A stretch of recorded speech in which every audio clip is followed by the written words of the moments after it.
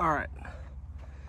If you got a John Deere skid loader and it's running fine and you stop to do something, you get back in, and when you turn the key, it doesn't make the beep, I'm gonna help you out.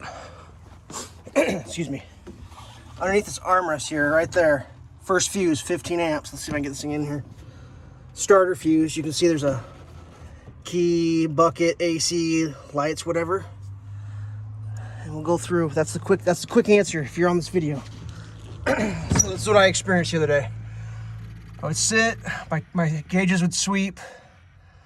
I get the lock, I got the seat belt, and when I would turn the key, I would not get that beep. Just nothing. Then obviously no turnover. When I went on the internet to look it up, people were saying, oh, it's your seatbelt switch. So my seatbelt's going on. Seatbelt switch is working fine.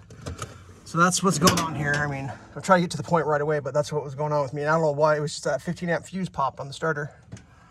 So yeah, it's like, you don't get that beep.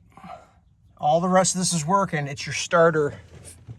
The underneath this armrest, right hand side.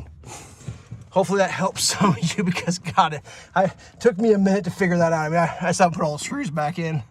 I pulled all this off. I bench tested the switch, everything, and like, it was just a simple 15 amp blade fuse, the blue ones. So, yeah. Oh, someone's honking as they drive by. If you ever experienced that, it's a simple solution. Because I had actually, before I did all that, I'd actually got back in here and like taken the panels off and like checked the battery and everything to make sure. So, and it was running fine. I really don't know what popped it, but that's your solution. Is that little fuse panel right underneath there. So there's a quick 2-minute video. That's how you solve a skid steer of this generation not starting for reasons that you don't understand at the time. Stay safe.